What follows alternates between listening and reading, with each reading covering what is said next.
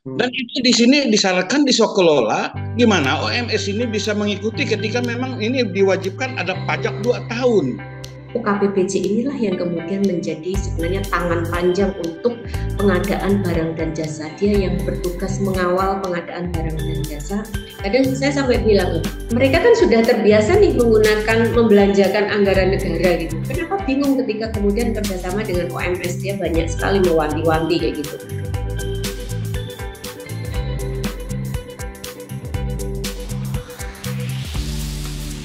Selamat siang, Assalamualaikum warahmatullahi wabarakatuh.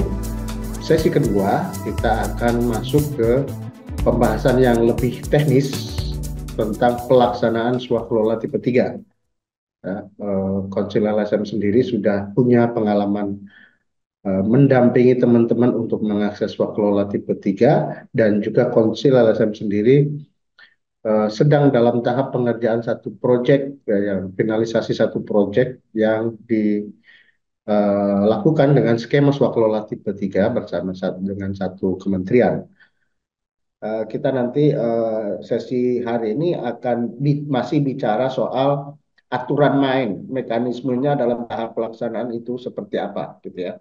Nanti temuan lapangan ini sudah saya catat dengan baik, nanti akan kita bahas juga di sesi berikutnya. Itu, terima kasih. Saya persilahkan Mbak Wit untuk memberikan presentasi pemantik untuk sesi kedua kali ini. Eh, Sebagai catatan lagi, yang terlibat untuk mengisi Mentimeter tadi ada sekitar 30 orang. Dari 30 itu bisa disimpulkan bahwa tingkat partisipasinya relatif rendah, hanya tinggi di Perpres yang pertama aja, yang kebijakan pertama, yakni Perpres. Sudah cukup banyak yang baca, 20-an. Yang lain mungkin waktunya memang kurang, jadi ada kesibukan lain. Jadi saya berharap ini bukan menjadi PR hanya di pelatihan ini, tapi di keep oleh teman-teman untuk dibaca kemudian, untuk memahami ketika kita mau memang berniat mengadvokasi atau mengakses swakelola tipe 3 ini. Oke, silakan Mbak Wit. Baik, Mas Ani, terima kasih. Selamat ketemu kembali kawan-kawan. Ini hari kedua. Saya akan izin share screen ya. Sudah Mbak. Oke. Di Ya. ini aja Mbak, di slideshow. Oke. Oke, jadi sebentar nih, jadi nanti. Oke, hari ini saya akan menyampaikan soal tahap pelaksanaan swakelola tipe 3. Nah, tapi kemudian saya ingin overview karena kemarin juga sempat ya ada tumpang tindih dialog yang cukup seru soal cara pengadaan. Jadi sebenarnya saya menegaskan kembali cara pengadaan itu, pengadaan barang dan jasa pemerintah itu ada dua, itu melalui penyedia dan swaklola. Swaklola dibagi menjadi 4 ya. Jadi tahapannya seperti ini. Jadi ada barang dan jasa ini ada prosesnya ya, bisa melalui penyedia. Ini kalau tidak maka kemudian pilihannya adalah swaklola. Nah, kalau kemudian ada juga proses yang kemudian masuk ya, ini kalau tidak ini bisa pakai penyedia kayak gitu. Jadi ini proses seleksinya. Nah, sebenarnya untuk pemrosesan itu itu ada di perencanaan. Kemarin Pak Seno menjelaskan masing-masing OPD atau KLPD di awal tahun itu sudah harus menyiapkan RUP itu paling lambat di 31 Maret. Nah, ini saya juga review soal tujuan swaklola karena kenapa ini menjadi penting ya untuk kita ngomongin soal tahapan swaklola tipe 3. Jadi sebenarnya ada 7 tujuan dari swakelola itu sendiri. Yang pertama, untuk memenuhi kebutuhan barang dan jasa yang tidak disediakan oleh pelaku usaha. Kemudian untuk memenuhi kebutuhan barang dan jasa yang tidak diminati oleh pelaku usaha. Di sini ada catatan, bisa jadi nilainya kecil dan atau lokasinya yang sulit dijangkau. Ini sebenarnya menjadi kelebihan dari teman-teman ormas ya soal lokasi. Kemudian memenuhi kebutuhan barang dan jasa dengan mengoptimalkan penggunaan sumber daya yang dimiliki. oleh KLPD, kemudian meningkatkan kemampuan teknis sumber daya manusia di KLPD-nya, ini meningkatkan partisipasi ormas dan kelompok masyarakat. Sebenarnya kunci penting soal swaklola tipe 3 ini di sini di poin 5 ini. Tapi sebenarnya ini juga yang lainnya juga turut serta karena kemudian juga meningkatkan efektivitas dan efisiensi. Jadi berdasarkan pengalaman beberapa OPD dan juga KL yang melakukan swaklola tipe 3, mereka mengakui lebih efektif dan efisien kemudian bekerja sama dengan ormas yang tentunya dengan kekhususannya itu. Nah, di sini catatan saya adalah terkait dengan swaklola yang ditujukan untuk pemberdayaan ormas, maka pelaksanaannya harus disesuaikan dengan tujuan pendirian ormas, jadi visi dan misinya dan juga kompetensi dari ormas. Nah, kemarin Pak Seno mengingatkan bahwa sebelum memasukkan proses pengiriman ya proposal, entah kemudian keminatan itu ada portofolio yang disiapkan oleh kawan-kawan. Disitulah kemudian yang menunjukkan ketertarikan kegiatan apa kayak gitu, itu harus ada hubungannya dengan visi misi dan juga kompetensi dari ormas yang melakukan yang berminat terhadap paket swaklola tipe 3 tersebut. Nah, ini kriteria PBJ melalui swaklola tipe 3. Sebenarnya ada 10 kriteria, tapi saya cukup meng-highlight, saya hanya meng-highlight 3 yang kemudian memang relevan ya, paling relevan dengan kerja-kerja UMS. Yang pertama adalah soal barang atau jasa yang dilihat dari segi nilai, lokasi, dan atau sifat yang tidak diminati oleh pelaku usaha. Kemudian yang kedua, jasa penyelenggaraan penelitian dan pengembangan bidang pendidikan, pelatihan, kursus, seminar, lokakarya, penyuluhan.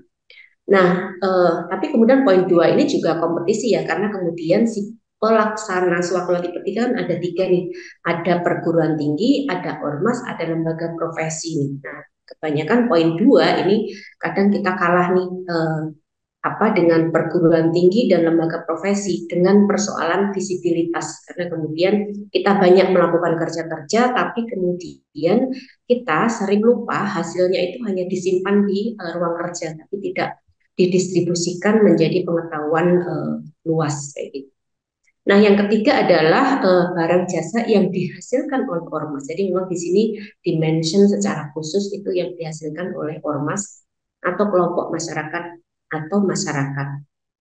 Nah, ini ada jasa pendampingan untuk pemberdayaan ekonomi, keluarga prasejahtera, pelestarian lingkungan hidup, produk kerajinan dan lain sebagainya. Jadi sebenarnya ini lebih 3 ini kan tipikal dari apa yang sudah dikerjakan oleh kawan-kawan OMS.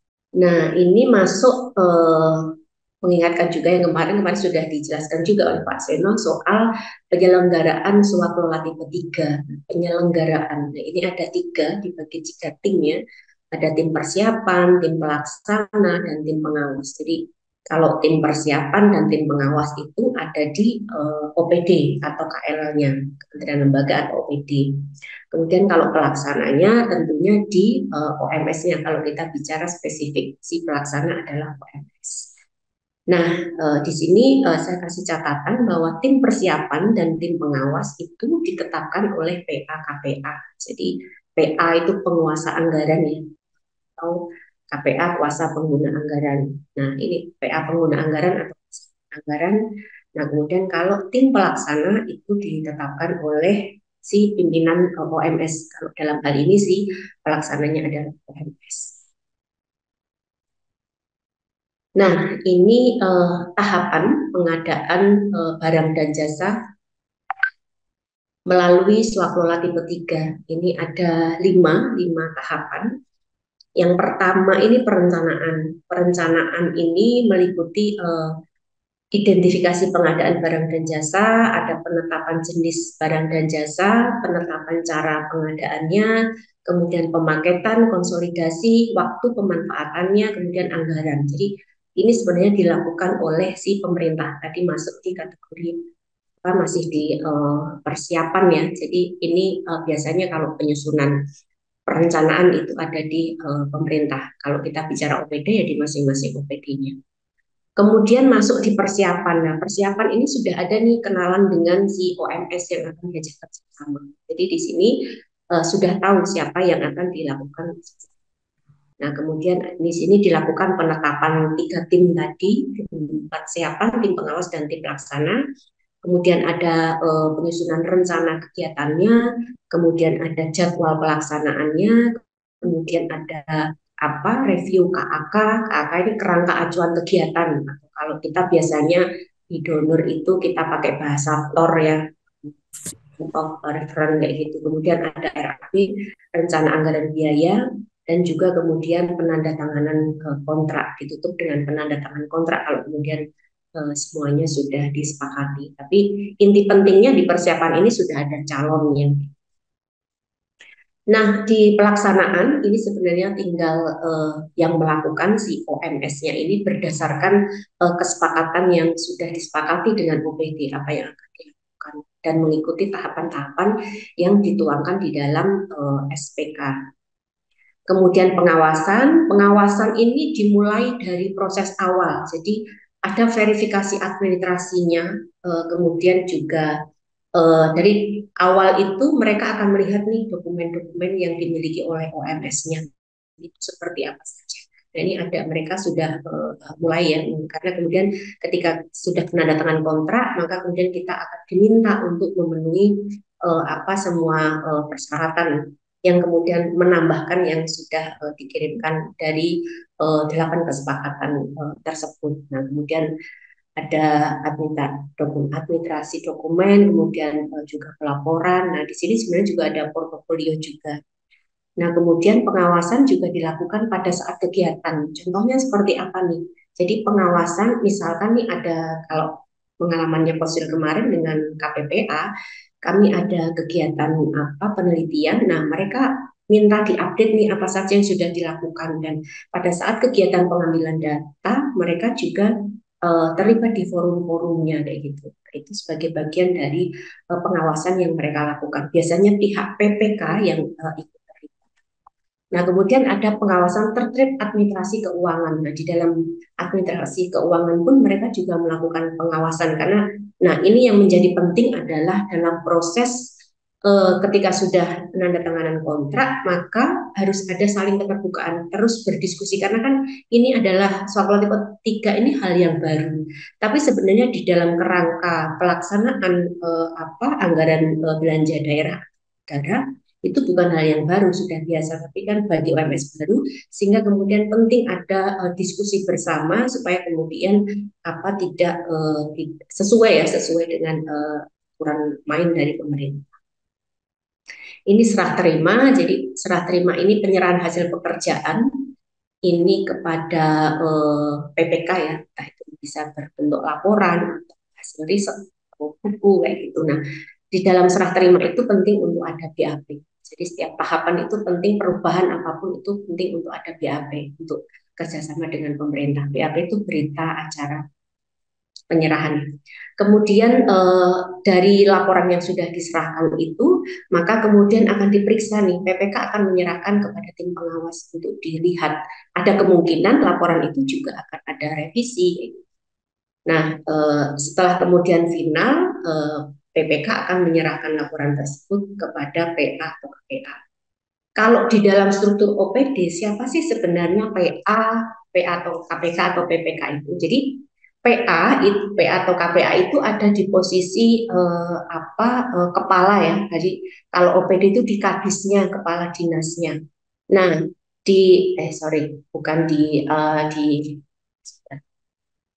Nah, itu biasanya di kepala dinasnya. Kemudian PPK itu di kabitnya. Jadi itu posisi yang kemudian ada di OPD.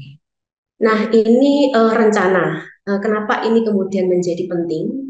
Tadi kalau di 5 tahap ini di awal, jadi mungkin ini besok juga akan didalami disampaikan oleh Mas Ani. Jadi ini saya hanya melampirkan bagaimana soal penyusunan APBD ya, RAPBD itu prosesnya seperti apa. Jadi ini ada 13 tahapan dimulai dari proses musrenbang.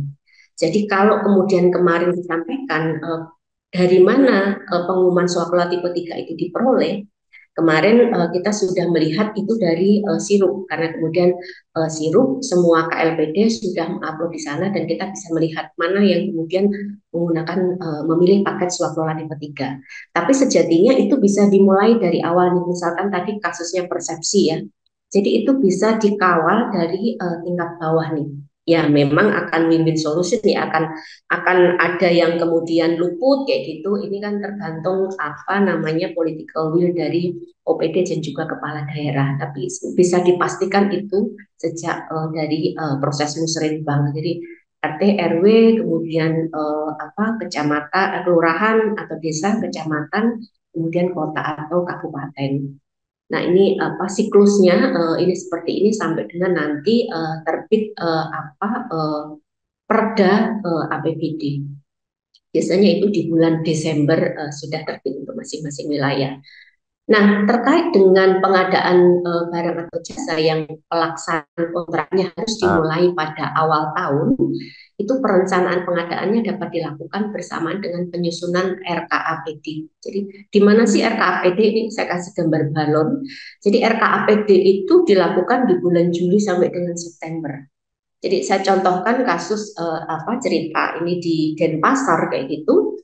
Prosesnya sudah di sejak awal nih. Jadi kita mengawal ada diskusi dengan Dinkes, kemudian ada peluang untuk mencari bersepakat untuk berkolaborasi menggunakan swaklola tipe 3, tagging anggaran mana peluang yang kemudian memungkinkan, kemudian ketemu dan ada komitmen. Nah, itu artinya untuk tahun 2024 ini sudah dimulai di 2023 proses perencanaannya. Nah, kalau itu kemudian mau mengawal proses lobby dan advokasinya dari bawah kayak gitu. Nah, tapi kemudian kesepakatan itu akan dikuatkan lagi di dalam proses ini RKA ini, karena kemudian nanti bahasa mereka itu mereka akan ngedes untuk memastikan bahwa komitmen pemerintah ini tetap muncul di nomenklaturnya dan angkanya sesuai itu ada di bulan Juli September ini. Nah, pada akhirnya di bulan Juli September ini di akhir bulan ini sebenarnya sampai dengan Desember tadi kalau saya menyampaikan kemarin juga di dalam peraturannya untuk RUP-nya sendiri itu paling lambat 31 Maret sebenarnya mereka khususnya OPD-OPD-nya saya bicara dalam konteks OPD itu sudah harus mengisi RUP ya. RUP itu mulai di Desember itu mereka sudah harus mengisi setelah RAPBD itu disahkan menjadi Perda APBD itu mereka sudah harus mengisi sehingga sebenarnya kalau prosesnya dikawal dari awal itu sudah harus dipastikan masuk di RP dan bisa diakses di sirup. Nah ini di sini saya juga sampaikan bahwa PAKPA akan menetapkan dan mengumumkan RP paling lambat 31 Maret. Jadi kalau kemudian sekarang kemarin coba dilihat oleh Pak Seno juga di sirup, teman-teman bisa cek di dokumen sirup mana saja yang punya paket swaklola tipe 3 gitu bisa diperoleh. Itu kalau kemudian pakai mekanisme yang kemudian melihat informasinya dari sirup, tapi juga bisa langsung berdialog dan berdiskusi dengan masing-masing OPD yang mungkin selama ini sudah menjadi partner dari kawan-kawan OMS. Nah ini sebenarnya catatan saja apa sih yang menjadi pertimbangan PA-KPA dan PPK untuk meningkatkan kualitas perencanaan PBJ dalam penyusunan RKA ini. Jadi ada 3 tahap sebenarnya ada 3 rumpun ya. Yang pertama itu ada identifikasi kebutuhan barang dan jasa, kemudian penyusunan teknis ya KAK sesuai kebutuhan, ketersediaan barang dan jasanya, kemudian ketersediaan barang dan jasa yang dibutuhkan dalam bentuk produk atau jasa dalam negeri. Jadi sebenarnya kita itu punya prioritas ya dari perpresnya itu untuk penggunaan produk dalam negeri. Kalau itu penggunaan barang, kemudian penyusunan RAP. Nah, kemudian yang kedua adalah melibatkan para pihak dalam ekosistem penganggaran. Di sini ada UKBBJ, kemudian ada inspektorat. Kalau kemarin disinggung ya, inspektorat itu kan peran mereka itu sebagai monitoring. Ya. Jadi informasi data mereka menjadi penting untuk penyusunan yang dilakukan oleh PA-KPA di masing-masing OPD.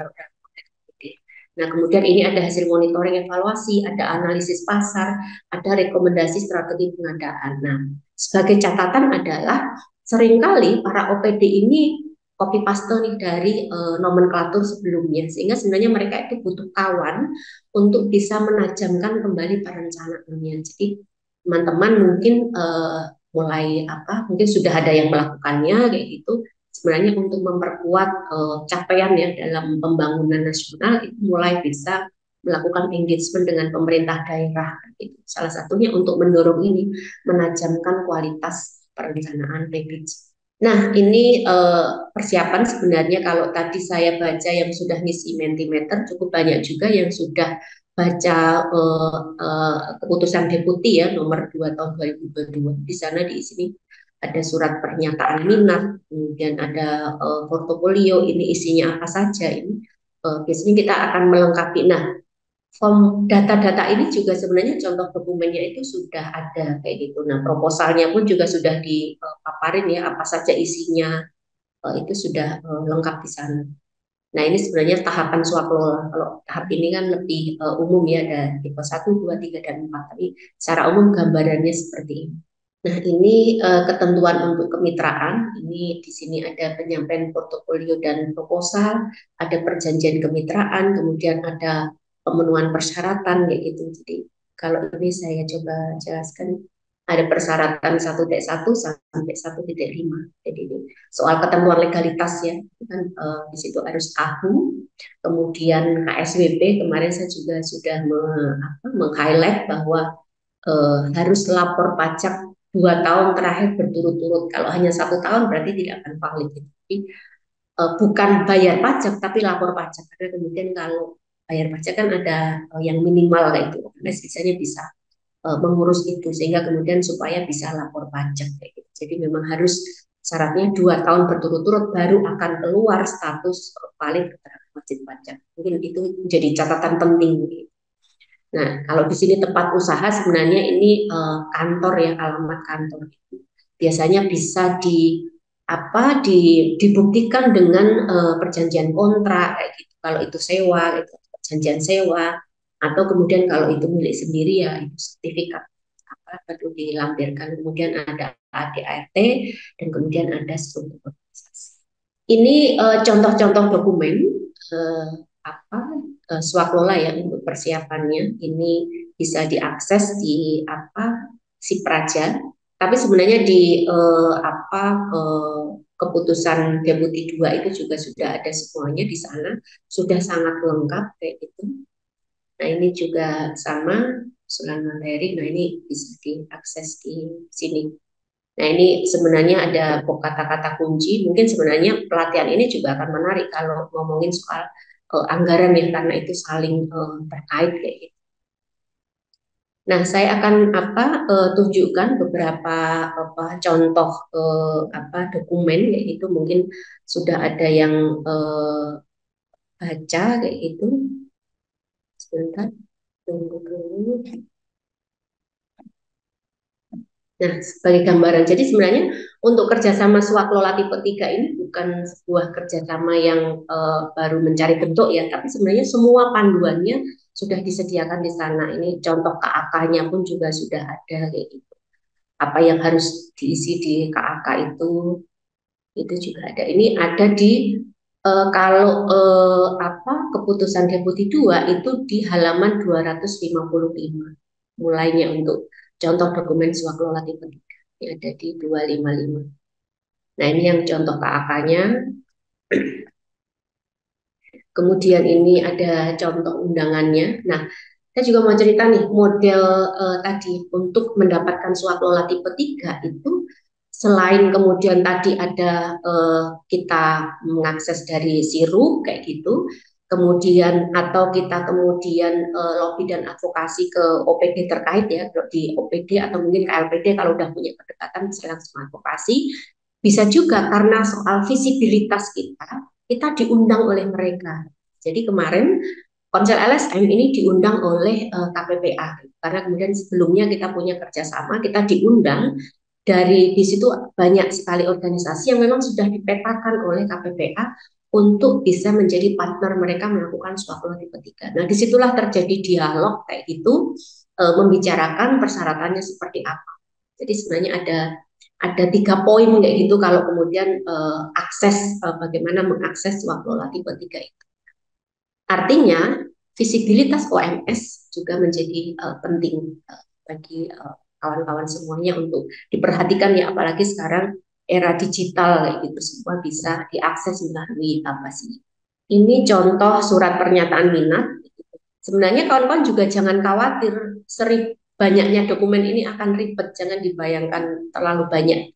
Sebenarnya kalau si OPD atau KLPD itu sudah minat, dia tahu kelebihan kita dan dia menginginkan berpartner dengan kita, mereka yang akan membantu menyiapkan semuanya. Kita hanya melengkapi dan menandatangani. Itu yang terjadi sampai dengan di dalam penyusunan RAP sendiri, karena kemudian dalam RAP ini kalau harus merujuk pada SBU ya, standar biaya umum gitu.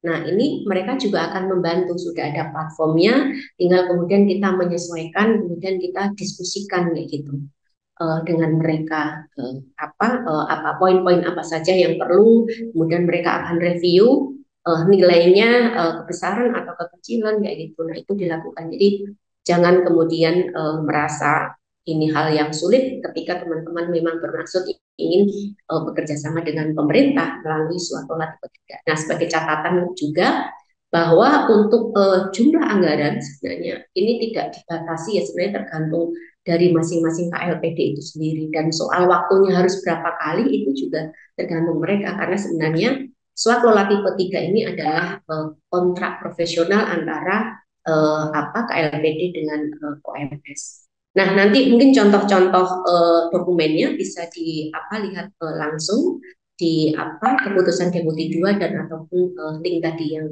saya sampaikan di sini. Mungkin itu Mas Ani yang bisa saya sampaikan. Oke, terima kasih Mbak Wit. Ini teman-teman sekalian, saya menggarisbawahi bahwa ini presentasi hari ini oleh Mbak Wit itu terkait langsung atau berhubungan erat dengan presentasi hari pertama kemarin gitu ya. Jadi mohon maaf saya nggak bisa ngontrol juga apakah peserta di sini ada yang nggak ngikutin hari kemarin atau enggak ya. Tapi Mbak Wit telah memberikan paparan tentang eh, teknis ya, sangat teknis, alur, tahapan, dan kemudian bahkan contoh-contoh dokumen yang digunakan gitu ya.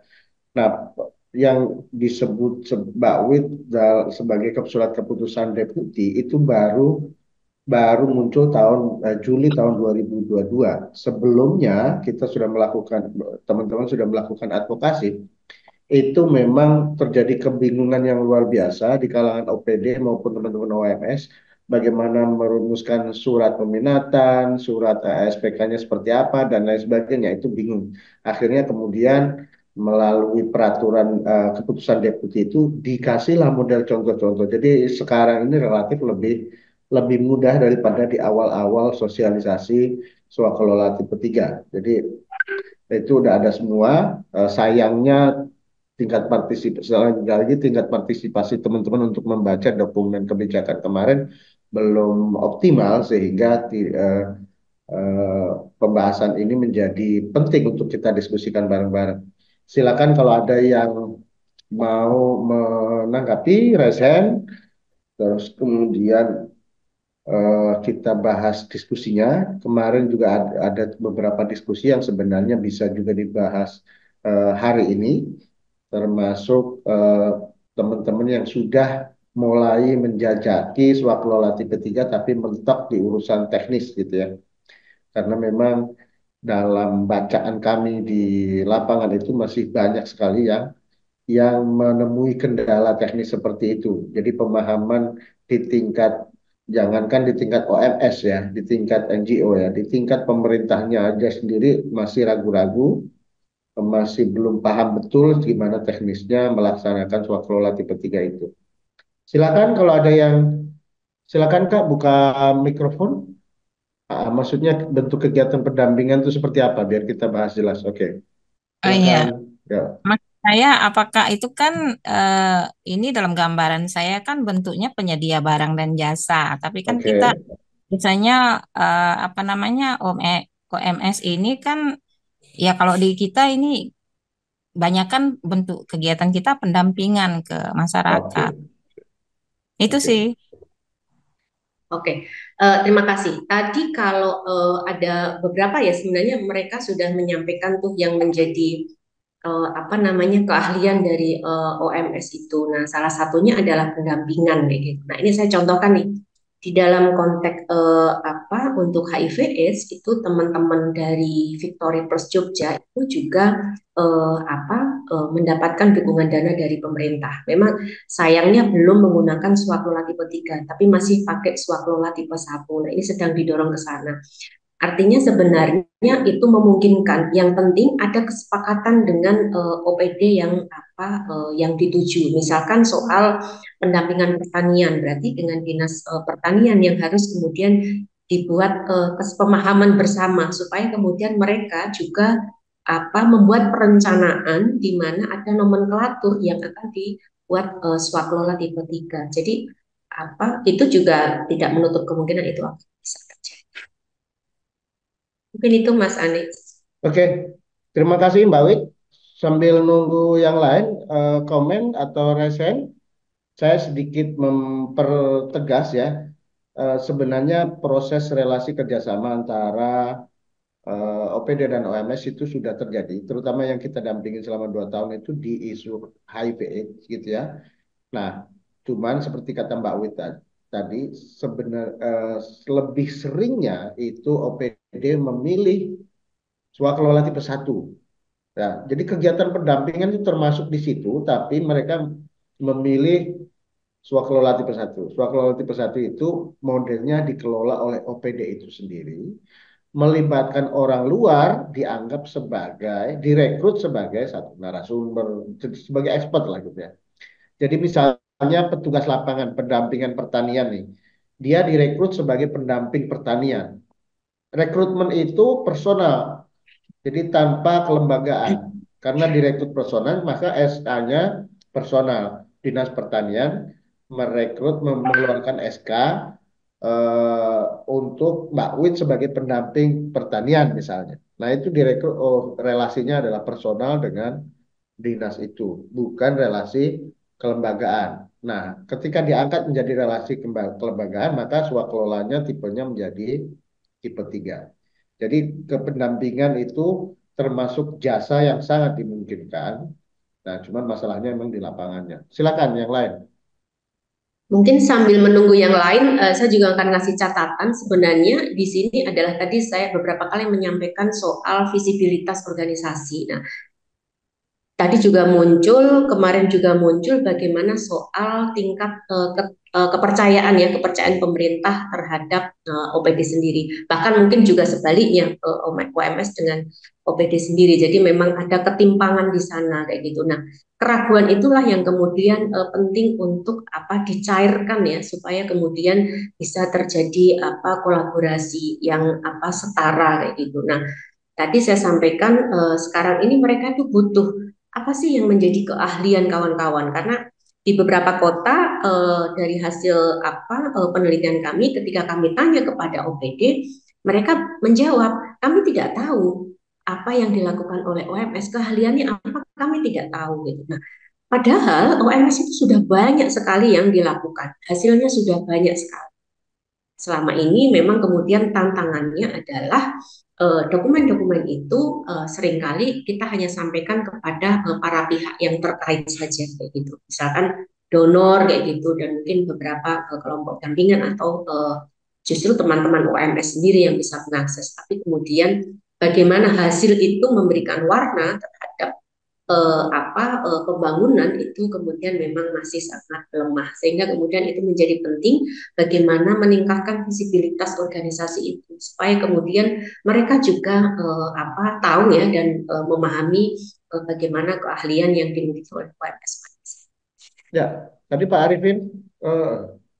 Pak Arifin buka mikrofon tadi. Silakan mau bicara Pak Arifin.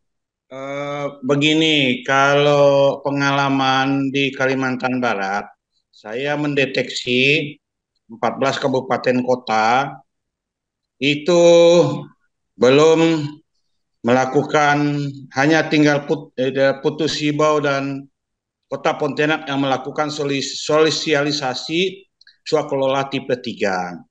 Itu pun Zoom meeting polanya, pendekatannya.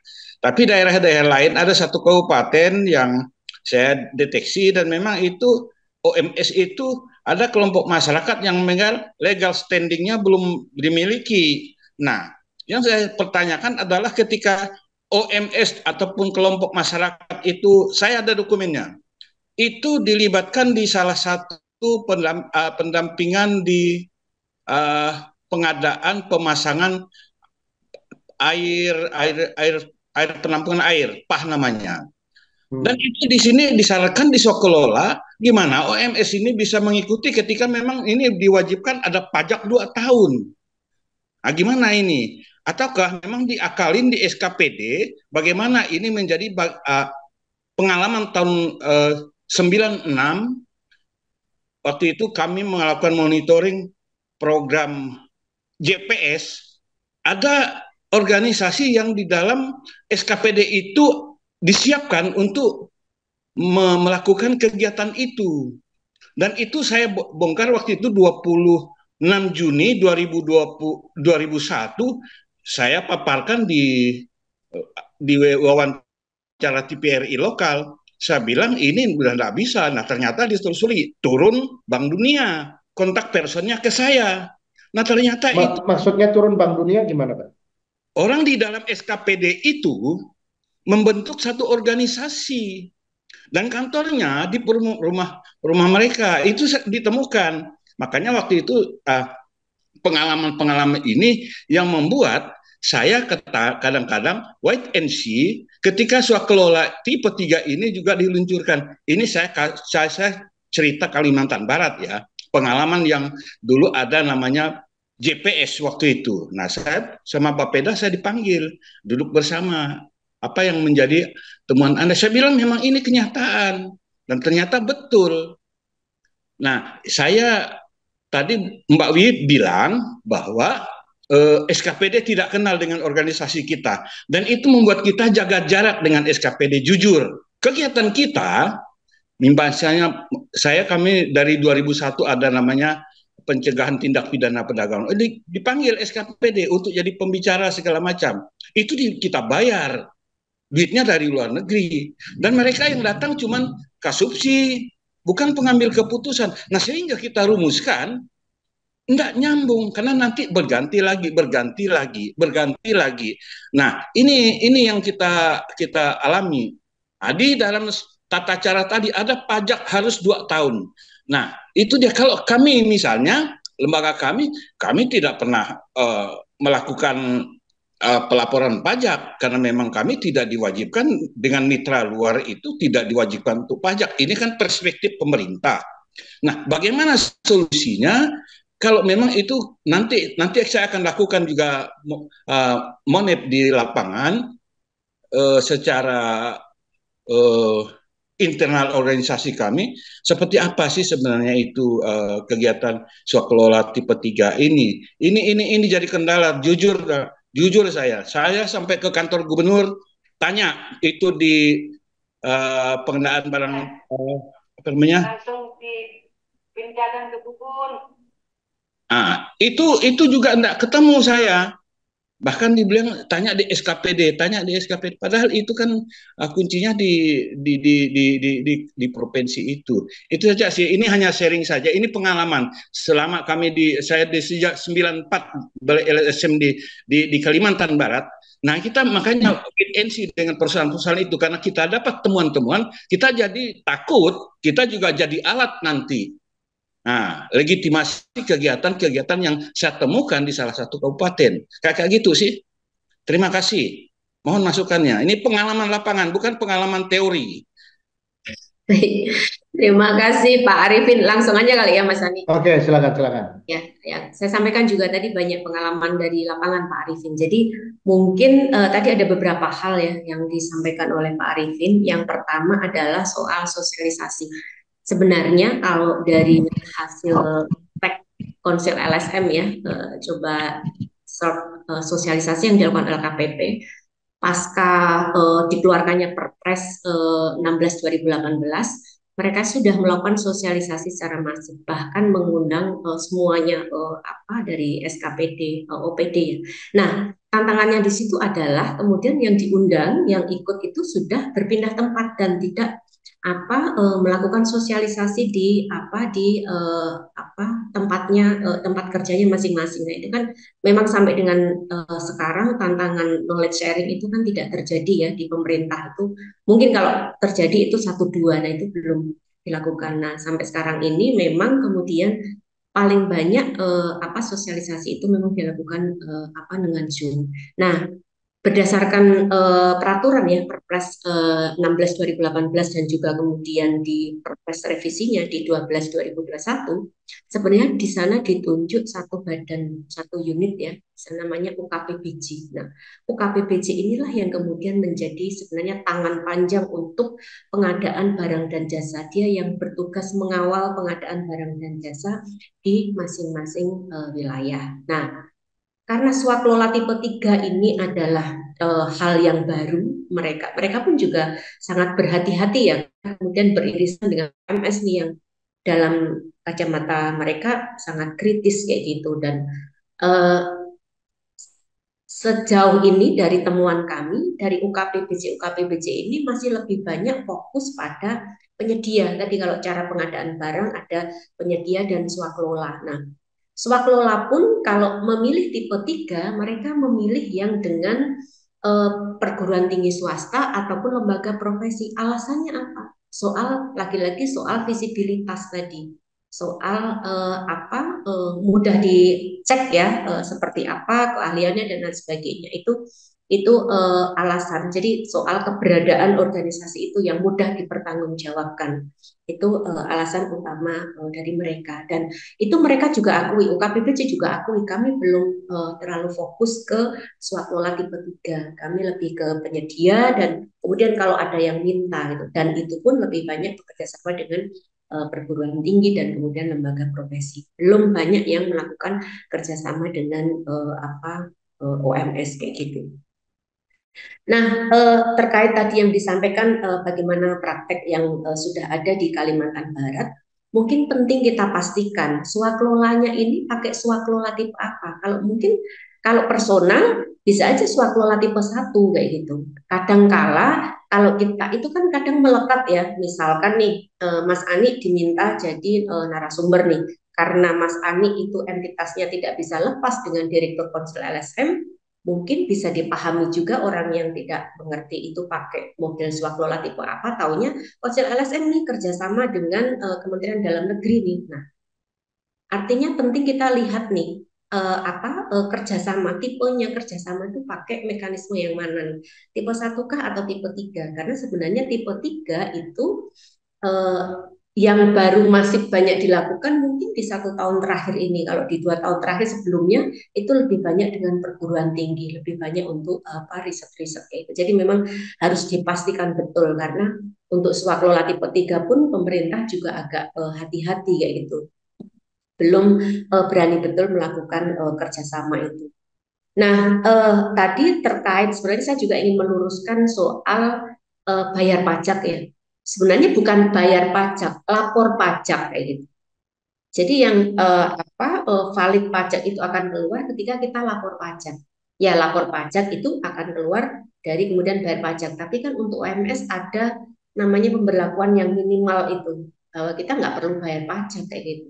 Karena kemudian pendapatannya kita kan non profit kayak gitu, tidak seperti lembaga profit gitu. Tapi memang karena kita di sini ranah besarnya dalam konteks berorganisasi itu menggunakan undang-undang ormas, sehingga kemudian harus mengikuti aturan yang ada di negara ini, maka kemudian memang perlu untuk melakukan lapor pajak kayak gitu.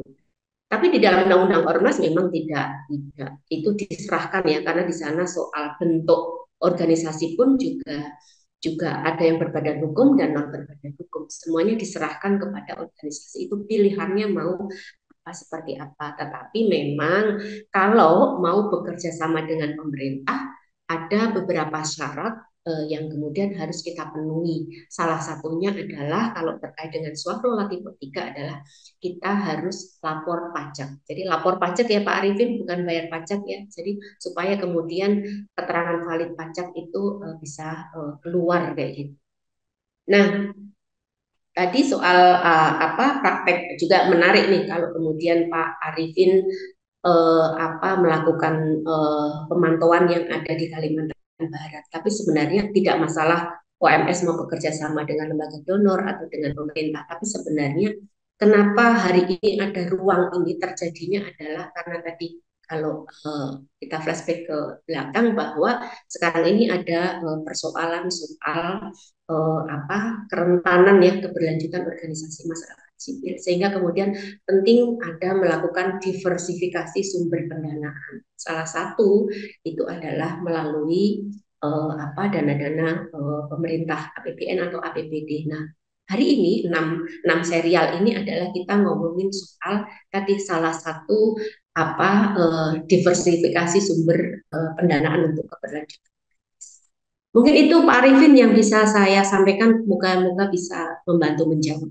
Oke, Mbak Wit langsung nyambung, ada beberapa di chatroom dari Istika Orbit Surabaya juga perlu direspon, semacam konsultasi harus ngapain karena memang sulit sekali ditembus OPD di Surabaya ya.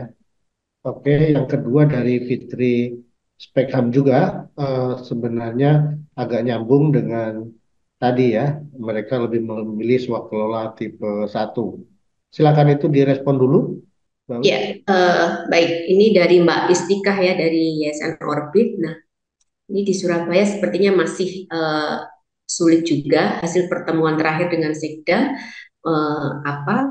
Memang karena tingkat kepercayaan OPD kepada OMS yang masih kurang, sehingga arahannya adalah lebih ke swakelola tipe 1. Dan saat kami ke UKPBJ pun belum ada titik terang. Nah, karena kami diarahkan ke OPD terkait untuk berkoordinasi dan memastikan ada atau tidaknya swakelola tipe 3 di OPD tersebut. Nah, ke depan apa yang harus kami lakukan? Nah, artinya kenapa kemudian Sekda dan juga mungkin OPD yang lain di Kota Surabaya mengambil sikap tersebut karena memang mereka tidak cukup memiliki informasi apa-apa saja yang dilakukan oleh OMS. Jadi OMS itu dianggap satu dan mungkin mereka pernah punya pengalaman kerja yang kurang baik dengan OMS sehingga kemudian disamaratakan bahwa OMS ini adalah kerjanya seperti itu. Jadi sebagai langkah lanjut ya kita harus mendekati mereka, selalu melibatkan mereka supaya kemudian mereka pun juga mengerti, memahami tentang keahlian kita kayak gitu. Atau mungkin teman-teman juga bisa ya. Jadi kalau sekarang ini di awal tahun biasanya pemerintah ya nanti sampai dengan bulan Maret akan ada forum SKPD kayak gitu dengan Bapeda kayak gitu, mulai bersosialisasi dengan mereka, terlibat di dalam forum-forum pemerintah dalam penyusunan perencanaan pembangunan kayak gitu. Nah, dari situ jadi proses komunikasi yang intensif itu maka kemudian akan menghasilkan pengetahuan yang cukup untuk mereka membuat penilaian. Nah, selama ini kalau kemudian itu nggak terjadi kan mereka minim pengetahuan nih tentang apa yang dilakukan OMS. Jadi ya sah-sah saja kalau kemudian mereka mengambil keputusan untuk mengambil titik aman. Saya pakai swakelola tipe 3 saja kayak gitu. Tadi Fitri juga sudah dari Spekham juga sudah menjelaskan yaitu karena kemudian takut kalau kemudian ada temuan dari inspektorat. Nah, selain itu, kenapa sikap itu hadir juga saya yakin nih karena temuan kita juga dari 4 kebijakan yang jadi PR hari ini itu mereka juga belum pahami kayak gitu. Karena walaupun di dalam perpresnya UKPBJ, jadi di sana dituliskan nih Kepala UKPBJ ini harus paham betul soal penyediaan barang dan jasa baik melalui penyedia maupun swakelola. Tapi kenyataannya nggak demikian. Saya pernah membuktikan, kami sedang melakukan penelitian, salah satunya di Kabupaten Kediri. Kami cek langsung dengan UKPBJ-nya, padahal Kabupaten Kediri sudah 3 kali nih ada praktek swakelola tipe 3.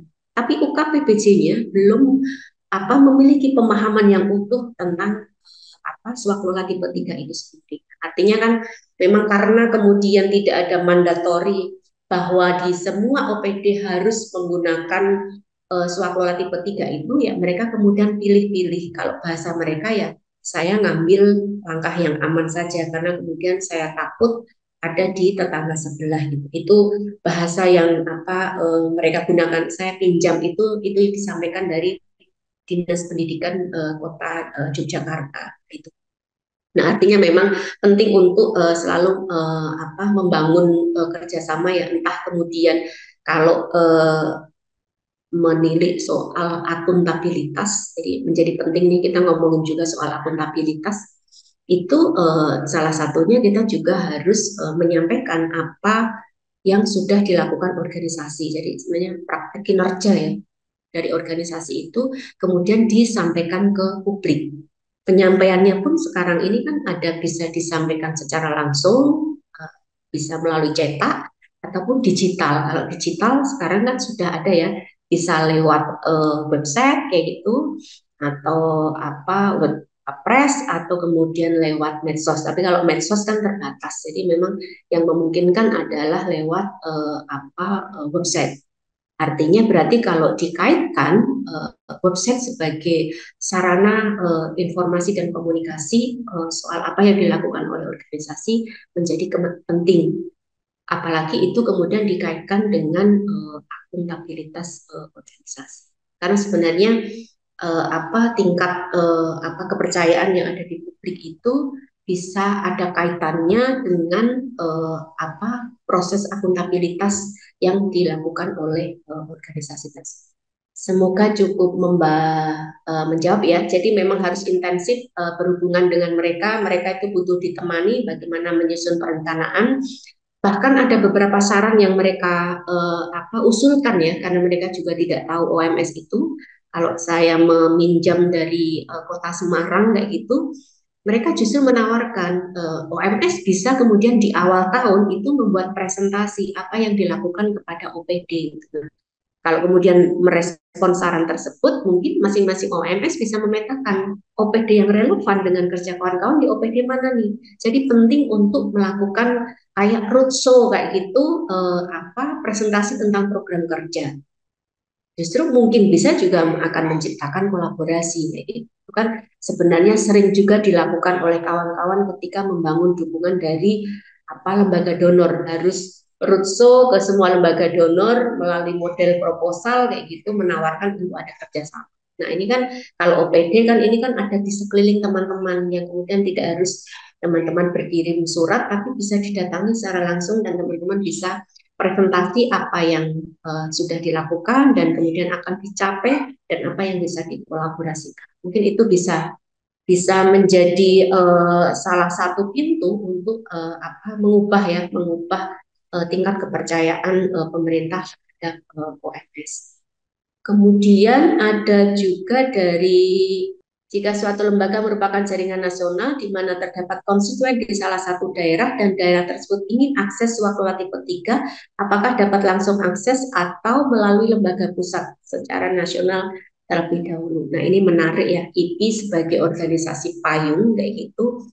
Tentunya dalam konteks keberlanjutan organisasi penting juga memikirkan bagaimana keberlanjutan organisasi jaringannya di bawah. Tapi sebenarnya itu juga tergantung dari manajemen payung dari IPI itu sendiri. Apakah memang semua yang dilakukan oleh jaringan itu harus menunggu komando dari atas, semua memang terdistribusi dari atas anggarannya, atau memang diberi peluang untuk mengakses dana. Nah itu penting dipastikan dulu dengan organisasi yang menjadi payungnya kayak gitu, supaya kemudian nanti tidak salah ya. Kalau kemudian memang daerah diberikan kewenangan untuk mengembangkan sayapnya dalam konteks kerja-kerja IPI kayak gitu, sebenarnya bisa dimulai karena kan kalau secara pendaftaran ke Kumham kayak gitu dan mungkin AHU yang sudah diperoleh kan cukup satu, yaitu yang ada di pusat.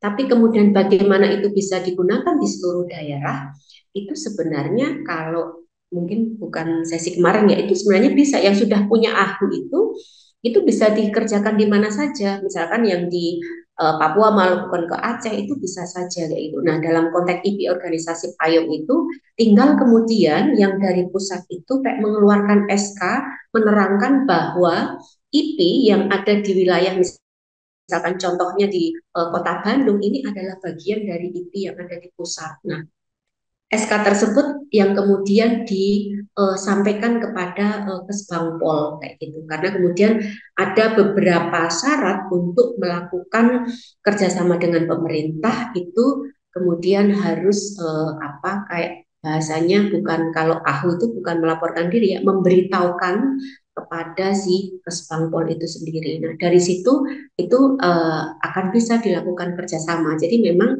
dokumen-dokumennya menggunakan dokumen yang ada di pusat kayak gitu. Nah, terkait dengan apa kalau kemudian di daerah memang sudah punya kerja-kerja kayak gitu, bisa aja kemudian di daerah itu berdasarkan SK tersebut bisa mengurus tuh NPWP dan lain sebagainya. Karena kemudian nanti akan keluar nih IP IP Kota Bandung kayak gitu. Nah, itu di NPWP-nya juga IP Kota Bandung karena secara ini mereka akan membuat laporan pajak di sana. Karena yang akan melakukan kerjasama adalah IP yang ada di Kota Bandung kayak gitu.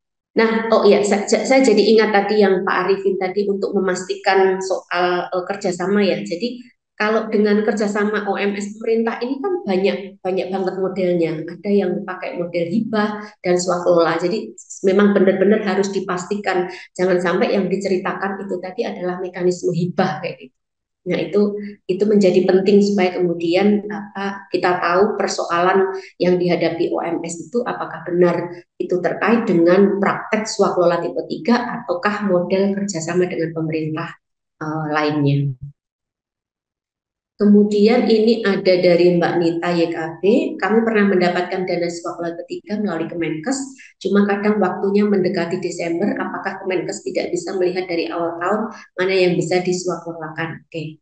Baik, terima kasih Mbak Nita, ini sebenarnya juga pengalaman sama dengan konsil LSM ya. Jadi sebenarnya bisa juga itu dilakukan di awal tahun, tapi memang kalau kemarin informasi yang saya dapatkan dari Kementerian KPPA ya, Kementerian Pemberdayaan Perempuan itu sebenarnya skema untuk kerjasama dengan OMS itu sudah ada sejak awal kayak gitu. Tapi kemudian kadang mereka ada soal refocusing, terus kemudian ada sisa anggaran dan itu harus dihabiskan.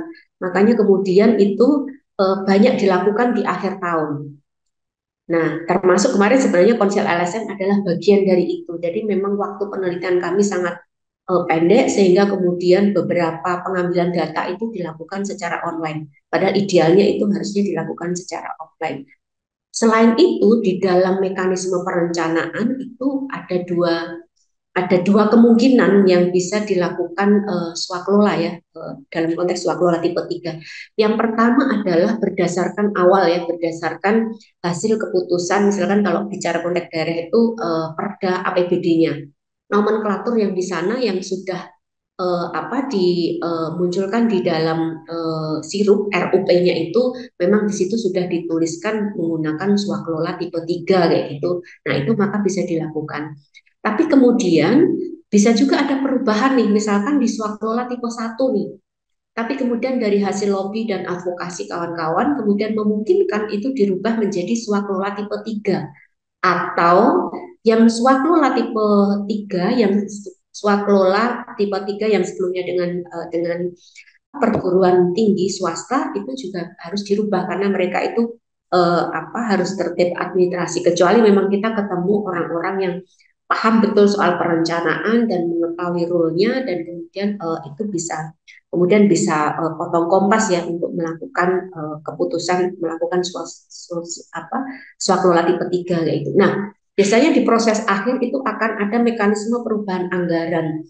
Itu terjadi sebenarnya di bulan Juli. Tapi biasanya dari proses pengajuan masing-masing OPD atau KLPD itu butuh proses review nih dari pengelola anggarannya, kadang ada dari Kementerian Keuangannya atau mungkin kalau di daerahnya itu dari Bapedanya gitu, sehingga kemudian seringkali muncul perubahan itu baru keluar di bulan September, Oktober ya, November itu pada keluar. Seharusnya di September ya, September, Oktober, November itu masih memungkinkan. Nah, kadang November itu baru keluar kayak gitu. Sehingga kemudian kalau sudah terjadi perubahan, maka itu harus dilakukan.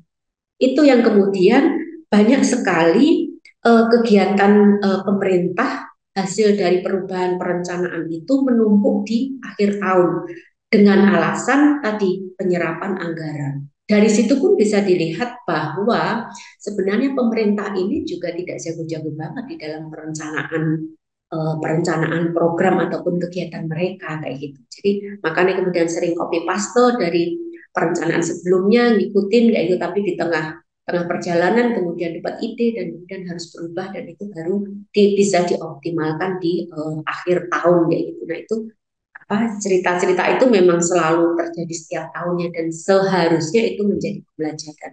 Nah mungkin kita sebagai organisasi masyarakat sipil yang kemudian memang mendorong perubahan dan ikut andil di dalam pencapaian pembangunan nasional kayak itu, nah mungkin bisa mulai bersama-sama duduk bareng dengan pemerintah untuk melakukan perubahan dan juga memberikan ide-ide supaya kemudian itu sudah mulai muncul di dalam perencanaan sejak awal. Mungkin itu Mas Ani, semoga menjawab. Oke, Ya, Mas berarti Adi. ya Mbak Nita mau bicara langsung, silakan dulu. Ya, saya boleh nambahin Mas Anik. Jadi betul, hal itu bisa menjadi bahan advokasi buat kita juga gitu kan ke pemerintah. Seperti kemarin kan kita sampai mepet, kita dapat evaluasi di tanggal 29 Desember.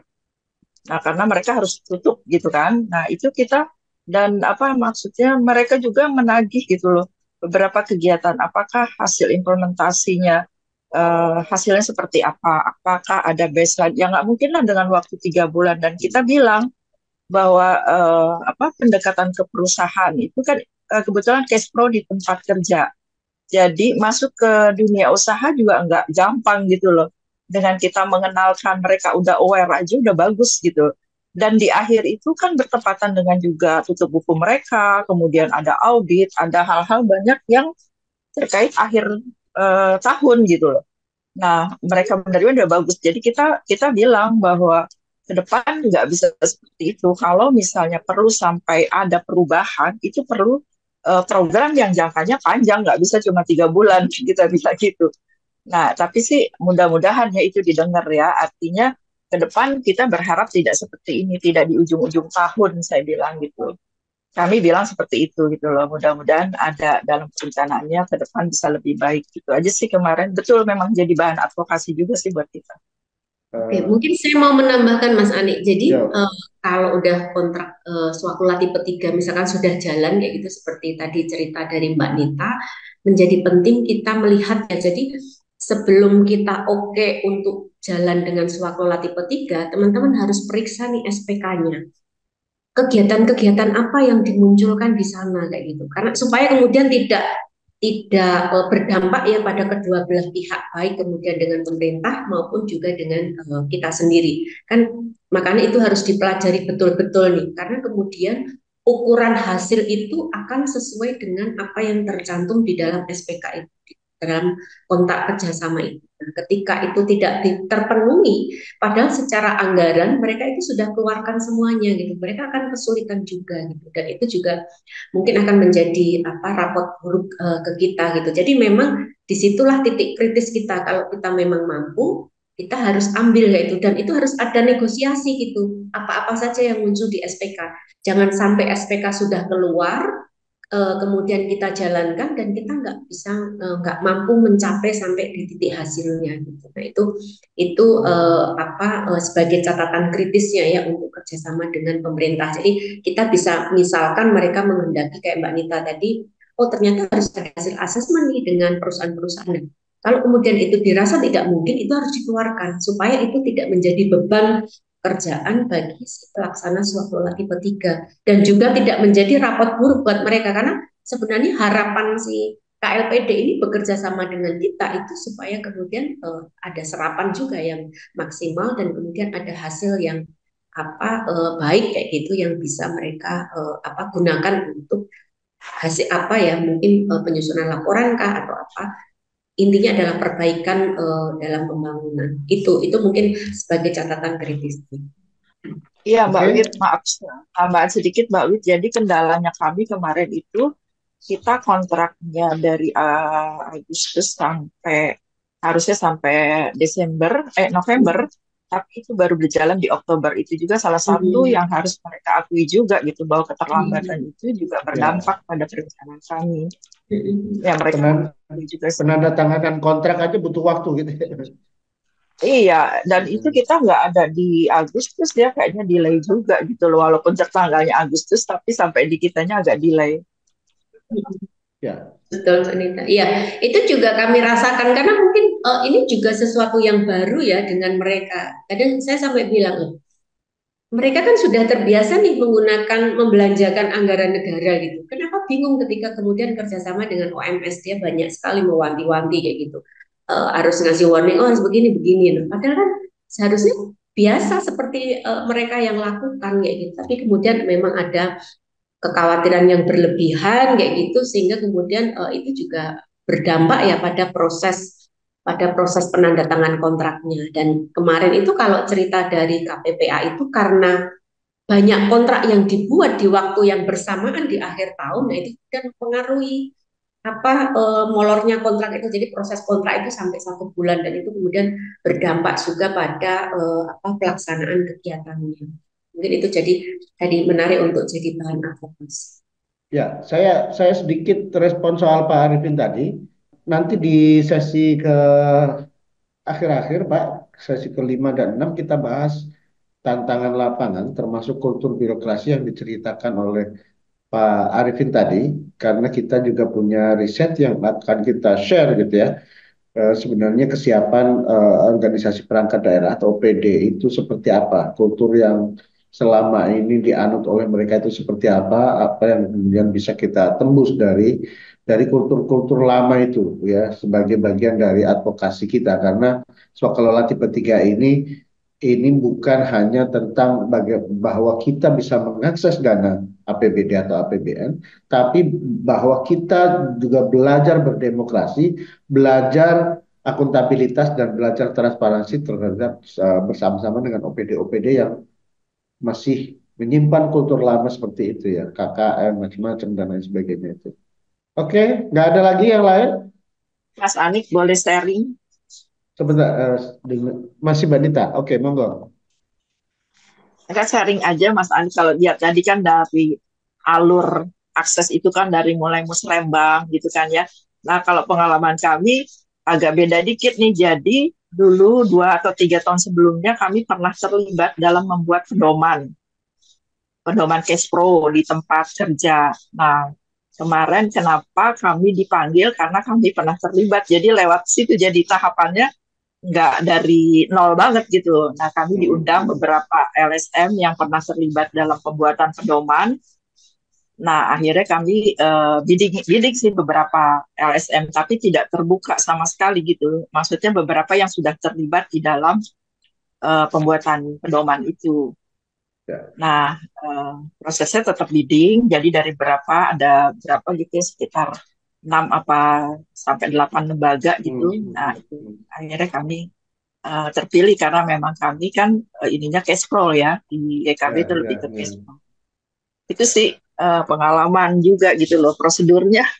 Jadi nggak ada model apa namanya penilaian apa tuh yang deputi tadi tuh penilaian kompetensi Ya, oke, mungkin oke, oke. langsung mereka gitu loh gitu karena mereka udah melihat Ya, ya. perjalanannya mungkin gitu ya Karena sudah dikenal ya, sudah gitu tahu sih portfolionya. cerita pengalaman kemarin kita dapat cash pro di tempat kerja itu Pak Anik. Ya, karena memang eh, pada akhirnya advokasi itu mengasumsikan pendekatan-pendekatan yang beragam ya.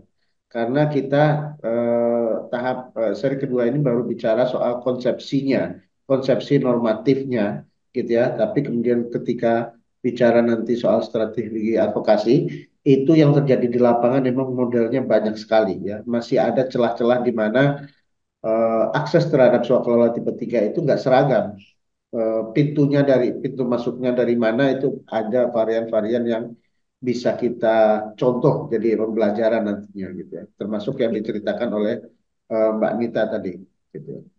Ya, terima kasih Mbak Rita. Tadi sebenarnya saya sudah mengangkat jadi 3 model ya. Kalau di dalam paparan tadi memang itu model bakunya itu melalui proses musrenbang itu bisa dikawal dari awal itu musrenbang. Kemudian bisa juga dari apa kita ambil dari data sirup kayak gitu. Seperti kemarin yang dicontohkan oleh Pak Sino, kita bisa dapat informasi soal paket swab di sana, kemudian kita berkirim ketertarikan dan juga proposal kepada mereka.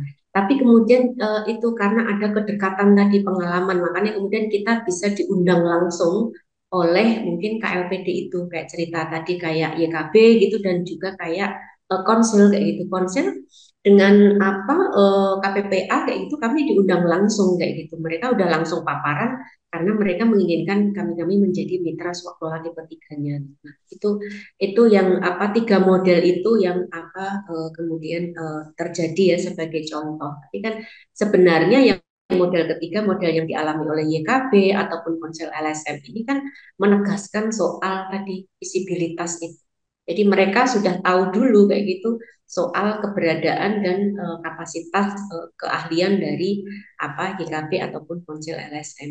Nah, tantangannya ini kan kebanyakan OPD dan juga KLPD, kalau OPD lebih dari teman-teman ya, mereka belum belum mengenal betul itu apa yang sudah dikerjakan oleh kawan-kawan. Mungkin tahu tapi hanya sedikit gitu loh, belum secara komprehensif.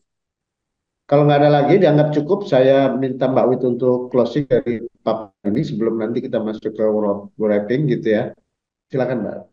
Baik, terima kasih Mas Anik. Jadi sebenarnya terkait dengan apa tahapan ya, tahapan swaklola tipe 3 itu tadi ada 5 tahap. Artinya menjadi penting ya untuk akses swaklola tipe 3 itu kita tidak hanya menyiapkan eligibilitas atau persyaratannya yang diberikan kayak gitu ada 8 persyaratan ya sebenarnya kalau dilihat hanya ada 7 oleh serapan persyaratan nomor 8 itu kan apa sebenarnya menegaskan soal kemitraan gitu. Nah, itu kita penuhi. Tetapi menjadi penting kita juga tahu nih sebenarnya apa saja yang penting disiapkan nih. Walaupun ini nanti juga sebenarnya sebagai pengantar untuk masuk ke apa sesi ke bagian kelima ya hari kelima itu soal kesiapan OMS-nya itu sendiri kayak itu. Jadi tidak hanya fokus pada swaklola tipe 3-nya saja, tapi kemudian kita penting mengetahui nih apa kebijakan-kebijakannya. Kita sudah kemarin kami sudah share ada 4 kebijakan besarnya itu yang penting untuk dipahami. Nah, kemudian selain itu adalah soal SDM-nya. Jadi paling tidak minimal ya bagaimana bisa menyusun RAP-nya, kemudian membuat proposalnya gitu dan kemudian ada orang khusus ya yang punya keahlian untuk pengadaan barang dan jasa kayak gitu. Itu yang kemudian menjadi apa namanya satu kesatuan untuk bisa mengakses swaklola tipe 3. Selain itu sebenarnya adalah kita harus menguasai isu-isu yang ada di wilayah setempat. Misalnya kita harus RPJMD kayak gitu karena itulah yang kemudian akan menjadi payung di dalam melakukan advokasi swaklola tipe 3 kayak gitu. Jadi memang kalau catatan dari proses ini yang menjadi penting dalam tahapan-tahapan itu adalah teman-teman harus mempersiapkan eligibilitas dan kemudian bagaimana portofolio kayak gitu dan mungkin catatan kritisnya adalah soal visibilitas organisasi dan itu penting untuk apa dipikirkan mulai dari sekarang oleh kawan-kawan apalagi eranya sudah digital kayak gitu sudah society 5.1.0 ya itu menjadi penting karena kemudian informasi yang kita lakukan itu bisa diakses dari belahan dunia mana saja. Mungkin itu Mas Dwi. Oke, terima kasih Mbak Wiwit. Demikian materi hari ini. Selanjutnya waktu tinggal beberapa 15-an menit, saya akan wrapping dari pertemuan kita hari ini. Jadi hari ini kita membahas tentang pelaksanaan swakelola tipe 3 ya. Saya highlight beberapa hal. Pertama adalah penting memahami tujuan lahirnya kebijakan swakelola, terutama adalah untuk meningkatkan partisipasi ormas kelompok atau kelompok masyarakat dan meningkatkan efektivitas dan efisiensi program. Ini harus dipahami. Ada beberapa tujuan tadi diungkap Mbak Wit, tapi saya ada dua hal yang saya highlight di sini yang penting gitu ya, karena terutama tujuan kedua ini adalah lahir karena ada asumsi umum bahwa birokrasi yang menjalankan acara agenda-agenda rutin pembangunan itu banyak di beberapa hal yang tidak efektif dan tidak efisien ketika menjalankan program.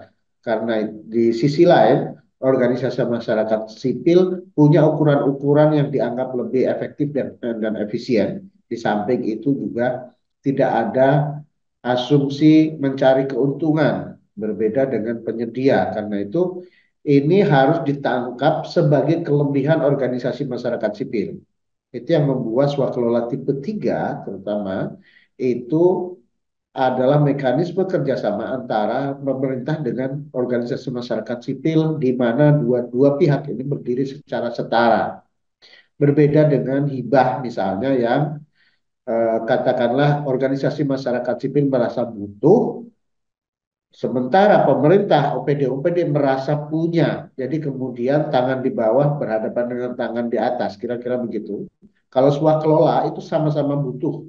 Pemerintah butuh satu program yang efektif dan efisien, terutama dalam isu tertentu yang tidak bisa dijangkau oleh pemerintah, tidak diminati oleh dunia usaha. Organisasi masyarakat sipil punya kelebihan kompetensi melaksanakan program dengan efektif dan efisien dan tidak mencari keuntungan. Kira-kira itu. Itu harus dipahami dalam konteks terutama positioning. Yang kedua, penting diperhatikan juga soal kriteria barang dan jasa yang relevan dengan kompetensi dan kapasitas OMS. Yang terjadi selama ini adalah kerjasama antara seperti tadi diungkap antara pemerintah dengan OMS itu terjadi hanya karena kedekatan. Jadi ujung-ujungnya OMS-nya adalah palu gada. Apa yang pemerintah mau dikerjakan semuanya, tidak relevan dengan kompetensinya, dengan isu yang digarapnya, asal kerjakan aja gitu. Sehingga asumsi efektif dan efisien tadi itu hilang karena ini kong kali kong gitu ya. Yang ketiga, penyelenggara swakelola tipe 3 itu terdiri atas tim persiapan, tim pelaksana, dan tim pengawas. Jadi yang OMS lakukan posisinya itu hanya tim pelaksana, sementara tim persiapan dan tim pengawas itu di OPD-nya, di pemerintahnya. Ini yang membuat kadang-kadang eh, di satu sisi lebih efektif karena saling mengontrol, tapi di sisi lain ini agak birokratis. Tim persiapannya harus segini, kemudian tim pengawasnya begini, dan tim pengawas dan tim persiapan biasanya itu mengurangi budget dari yang diplafonkan gitu ya. Jadi ini dinamikanya nanti. Tapi itu harus dicatat bahwa ketika kita melaksanakan swakelola tipe 3, maka kita nggak sendirian. Ada tim persiapan dan tim pengawas dari OPD-nya atau SKPD-nya. Yang keempat, ketentuan teknis tentang tahap pelaksanaan swakelola sudah diatur secara detail. Jadi penting juga memahami kebijakan dalam PR kemarin. Juga model-model dokumen yang diperlukan untuk pelaksanaan swakelola tipe 3 sudah diatur secara detail dari jangan keputusan deputi LKPP tadi ya. Yang berikutnya adalah jumlah anggaran untuk swakelola tipe 3 tidak terbatas. Nah, itu patut dicatat bahwa tidak ada model tender di situ, di mana misalnya ketentuan 200 juta ke bawah itu penunjukan langsung, 200 ke atas itu tender, itu nggak ada dalam konteks swakelola. Di penyedia saja ada. Jadi jumlah anggaran untuk swakelola tipe 3 itu tidak terbatas. Besok kita akan bedah sirup, kita lihat ada budget-budget yang miliaran di swakelola tipe 3 dan itu kemungkinan tidak tender, itu juga tidak tender, tidak melalui tender. Terakhir ada beberapa model pendekatan untuk mengakses swakelola tipe 3. Maka tidak selalu harus mengawal dari musrenbang dan seterusnya. Itu akan kita bahas lebih detail juga di sesi mendatang. Tadi sempat di highlight sedikit, ada beberapa pendekatan untuk mengakses ini. Jadi Bapak Ibu sekalian, sebelum saya tutup, saya mau tegaskan bahwa seringkali kita betul-betul menjaga jarak dengan pemerintah kita dan tidak mau tahu apa yang terjadi, apa yang dilakukan oleh pemerintah kita. Padahal pemerintah kita itu terdiri dari ribuan, ratusan ribu orang yang bekerja, entah kerjaannya benar atau enggak. Tapi kalau kita tidak terlibat untuk ikut mengontrol, untuk ikut mengawal, maka kerjanya semakin nggak benar. Kalau kita terlibat, kita melihat apa yang dikerjakan, bagaimana mereka merumuskan anggaran, perencanaan, APBD dan lain sebagainya. Setidaknya kita ikut mantau, kita tahu bahwa pemerintah kita berbuat sesuatu, gitu loh. Nggak peduli presidennya siapa sebenarnya dalam konteks seperti ini, tapi kinerja pemerintah itu perlahan-lahan itu memang merangkak ke yang lebih baik. Ada iklim transparansi yang akuntabilitas yang terus-menerus dibangun oleh pemerintah kita. Karena itu misalnya sirup itu adalah salah satu indikator bagaimana program pemerintah itu bisa diakses oleh siapapun. APBD itu juga ada kewajiban dari pemerintah daerah itu untuk menguploadnya di website-website mereka. Jadi kita sebenarnya bisa mengakses. Jadi kalau kemudian kita nggak punya satu spirit untuk ikut mengawal, maka dengan klaim mereka bahwa kami udah upload kok, Anda sendiri aja yang nggak mau tahu apa yang kita kerjakan. Jadi kemudian kita ikut bertanggung jawab kira-kira dengan kebobrokan birokrasi kita, katakanlah begitu ya. Jadi APBD pada dasarnya adalah sesuatu yang dalam iklim transparansi yang sedang dibangun itu harus diupload, harus bisa diakses oleh publik. Maka PR ini menjadi penting. Bagaimana pemerintah Anda itu juga komit terhadap iklim transparansi itu. Terima kasih atas keterlibatan semuanya. Kita ketemu lagi di besok siang. Dengan demikian kita akhiri pertemuan sesi kedua hari ini. Semoga tidak ada yang terlalu bermasalah dengan model pelatihan online seperti ini, tetap efektif dan kita namanya juga belajar bareng. Jadi kita sama-sama ada kekurangan, ada kelebihan. Semoga kita tetap semangat untuk hadir besok. Begitu Mbak Wit, terima kasih untuk Mbak Wit dan teman-teman Lokadaya yang telah memfasilitasi ini. Semoga ini juga menunjukkan pertemuan bukan pelatihan yang pertama kali kita adakan, tapi akan terus bergulir. Wassalamualaikum warahmatullahi wabarakatuh. Terima kasih semuanya. Mohon pamit.